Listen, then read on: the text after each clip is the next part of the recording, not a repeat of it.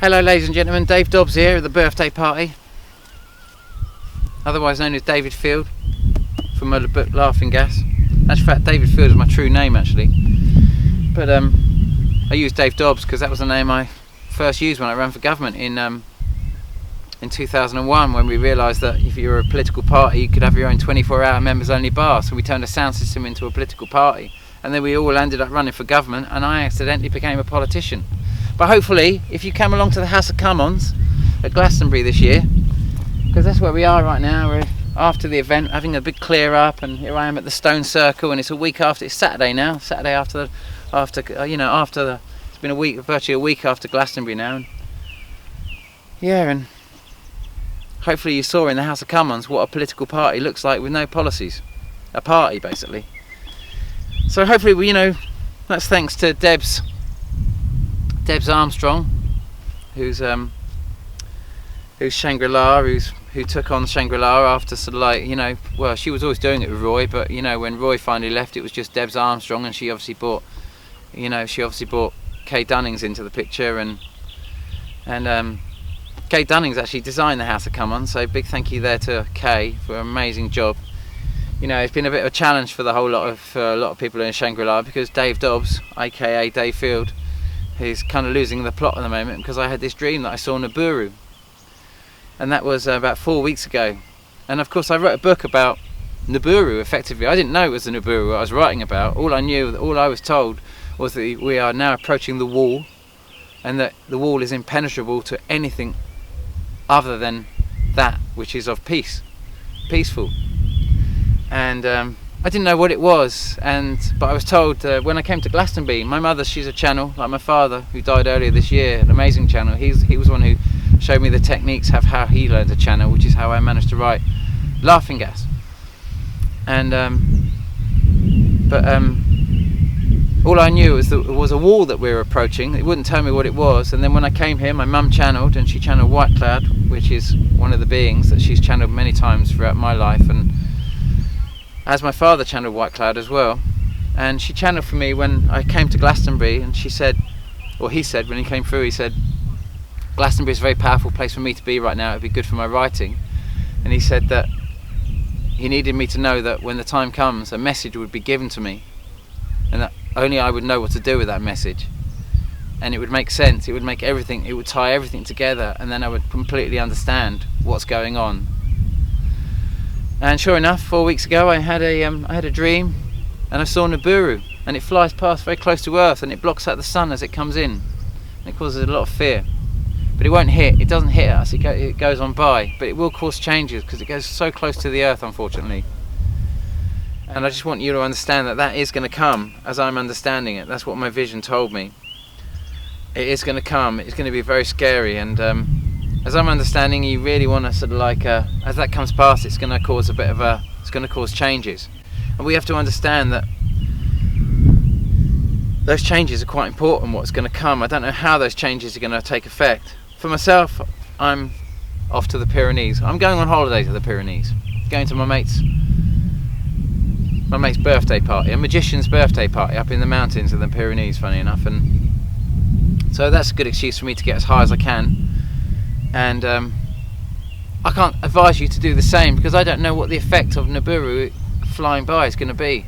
I know that the powers that be that are think they're controlling this world at the moment, they want to use CERN to open up a black hole so they can escape this thing that comes, because they're convinced this thing's going to destroy them, and that's why they're doing the whole thing with CERN, as I'm understanding it. Of course I might be wrong.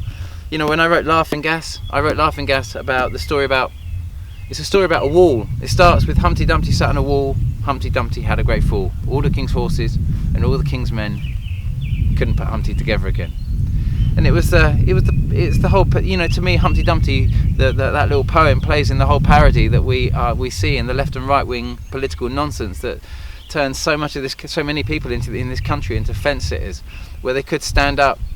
But unfortunately, we've just gone into a very, very right wing government now, and you and I can't change that anymore. Unfortunately, that's decided. It's a minority government deciding that this country is going to be it's going to take the footing of war and aggression, and We know what's unfolding. It's all about weapons, and there's no bigger picture, and that's a tragedy, you know. And that decision is going to affect the outcome of what happens with Niburu massively, unfortunately, because as I'm understanding, the powers that control you know, the story about the wall that I was given when I wrote Laughing Gas. I didn't know what the wall was. All I was told was you approach the wall and nothing gets past that is not at peace. Nothing. And this country has chosen a very aggressive pathway by choosing a right-wing government. I don't know what Nibiru is going to do when it comes by, but we all understand that this country, Britain, has taken a terrible direction and believes that it has the right to do these things that it does in the name of war. And what's been shown to me is that we don't have those rights, and that now we need to experience what comes as a result of doing this, so that the learning can be transferred into the human genetics, so that the rest of humanity can see why those decisions are not a good decision.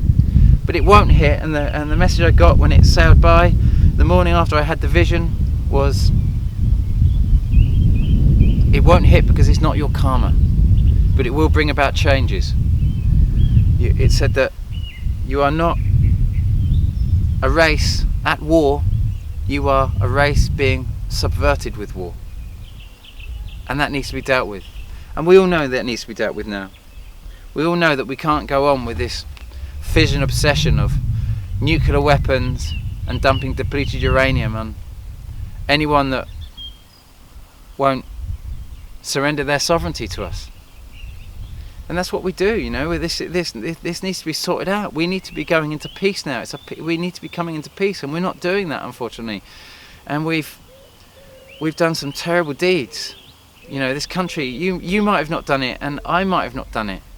And we might have lobbied our governments and been out on all the protests, but nonetheless, this country has taken that footing, and though we have had no power over that, you know, this country has just decided on a very right-wing direction, which means full-scale war. We know what it means. It means full-scale war. It means absolute nuclear armament to a whole new level. It means depleted uranium is going to be dumped on innocent countries all around the globe. Because that's what this country does. What the power that drives this country does, because it is tied up with the Atlantean energy and the Atlantean forces that exist in our oceans. Even though you cannot believe that. You cannot believe that when you talk about maritime law, you're talking about the powers of the sea that rule over much of this world, because they trade sovereignty. They trade our sovereignty for domination. And in return in that exchange, we get all our iPhones and all this flashy technology, which is what's exchanged. This is what we're buying from the Atlanteans. This is what the whole relationship is that I've been trying to express in my last few videos. You know, it's caused a rift in Shangri-La this year, because you can imagine someone coming along and talking about Niburu and all the rest of it. You know, it's just like there's a lot of people that like to think they're quite normal and cool out there, and they don't want these sort of stories of the dirt that their governments are doing being rubbed in their faces. They just want to have a good time and party. And hopefully you did party. Hopefully I demonstrated what a political party looks like with no policies. What you could have voted for. What you could have voted for. But, you know, many of you didn't vote at all.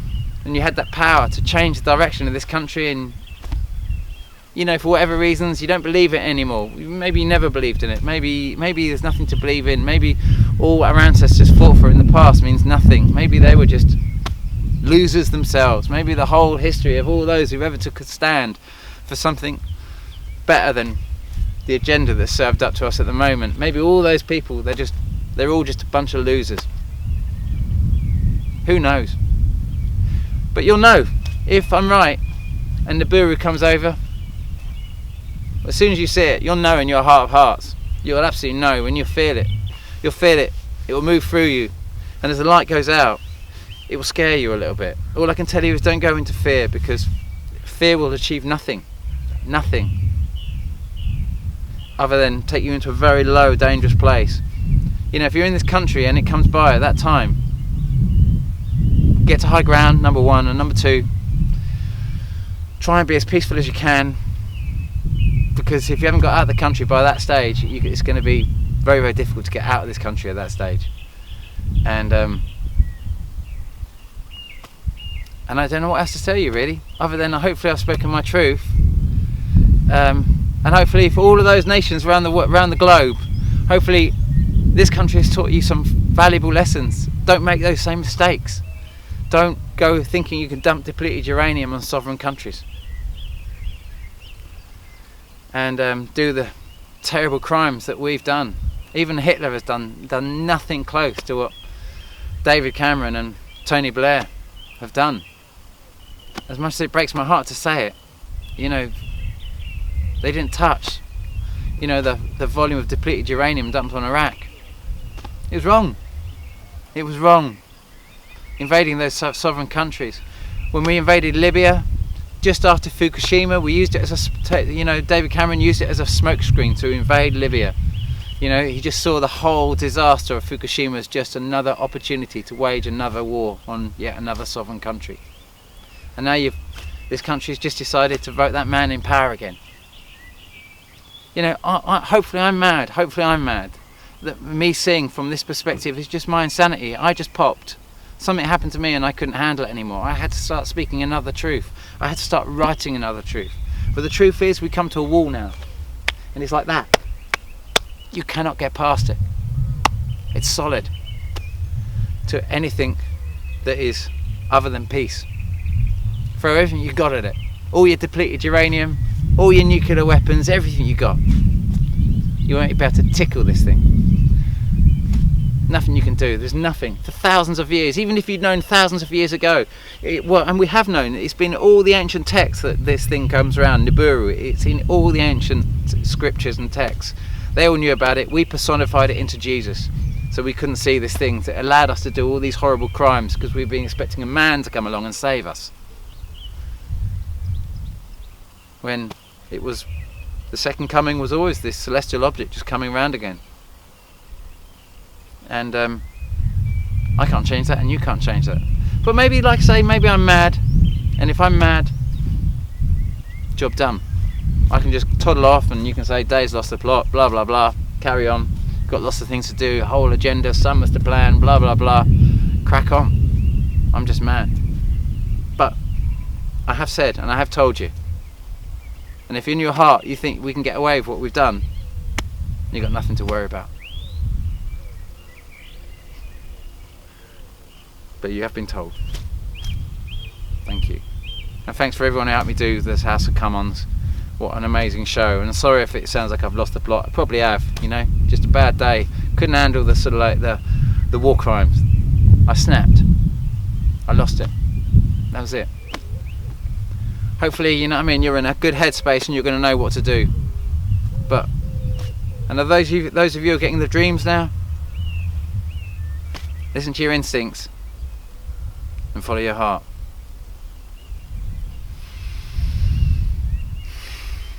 Peace.